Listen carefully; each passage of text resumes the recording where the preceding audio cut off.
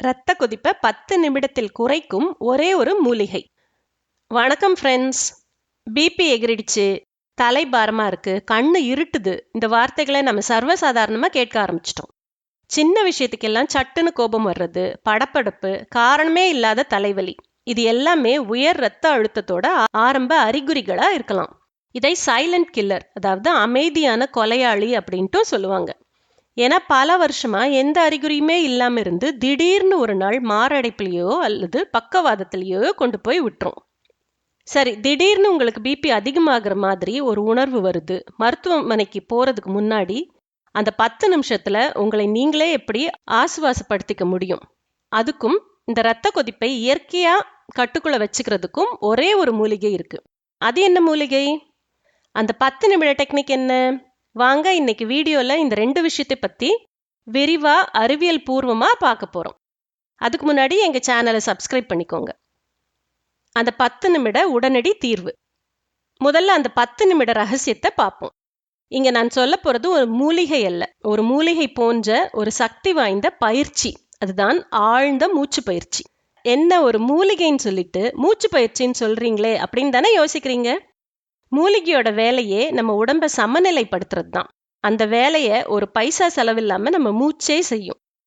உங்களுக்கு பிபி அதிகமாகும் போது உங்க இதய துடிப்பு அதிகமாகும், இரத்த குழாய்கள் சுருங்கும், இதனால தான் அழுத்தம் அதிகமாகுது.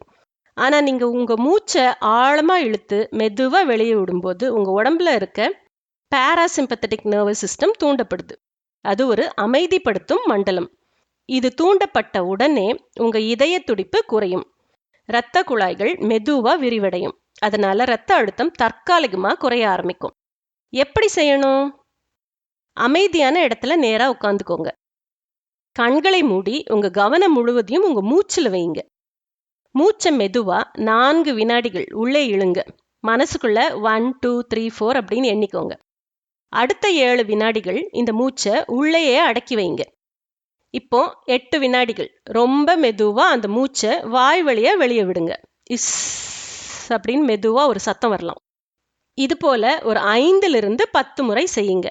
இதை செய்யறதுக்கு அதிகபட்சம் 5 to 10 நிமிடம் தான் ஆகும். உங்க மனசும் உடம்பும் உடனடியா அமைதியாகிறத நீங்களே உணர்வீங்க. 2வது மெத்தட், இரத்த கொதிப்பை அடக்கும் அந்த ஒரே மூலிகை. சரி, அது உடனடி ஆசுவாசத்துக்கு. ஆனா நீண்ட காலத்துக்கு பிபிஐ கட்டுக்குள் வைக்க உதவுகிற அந்த மூலிகை என்ன அப்படின்னு தெரியுமா? நம்ம வீட்டு தோட்டத்திலேயே இருக்கிற செம்பருத்தி பூ தான். ஆமாங்க, நம்ம சாதாரணமா பார்க்குற இந்த செம்பருத்தி பூவில் உயர் இரத்த அழுத்தத்தை குறைக்கக்கூடிய ஆந்தோசைனின்ஸ் மற்றும் பாலிஃபீனால்ஸ் அதிகமாக இருக்கு. பல அறிவியல் ஆய்வுகள் செம்பருத்தி டீயை தொடர்ந்து குடிச்சிட்டு வர்றவங்களுக்கு இரத்த அழுத்தம் சீராகிறத நிரூபிச்சிருக்கு. இது எப்படி வேலை செய்யுதுன்னா, இது ஒரு இயற்கையான ஏஸ் இன்ஹிபிட்டர் மாதிரி செயல்படுது.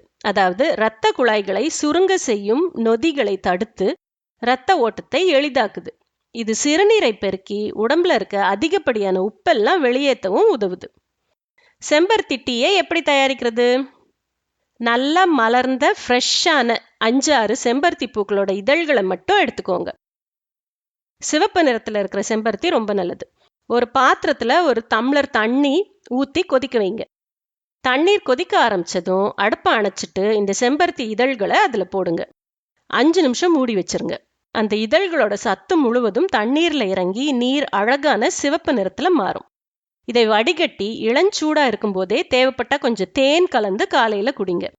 இதை ஒரு பழக்கமா மாத்திக்கிட்டீங்கன்னா இரத்த அழுத்தம் கட்டுக்குள்ள இருக்க இது ஒரு மிக சிறந்த இயற்கை வழி. ரொம்ப முக்கியமான ஒரு விஷயம் என்னன்னா, உயர் இரத்த அழுத்தம்ங்கிறது ஒரு தீவிரமான மருத்துவ நிலை.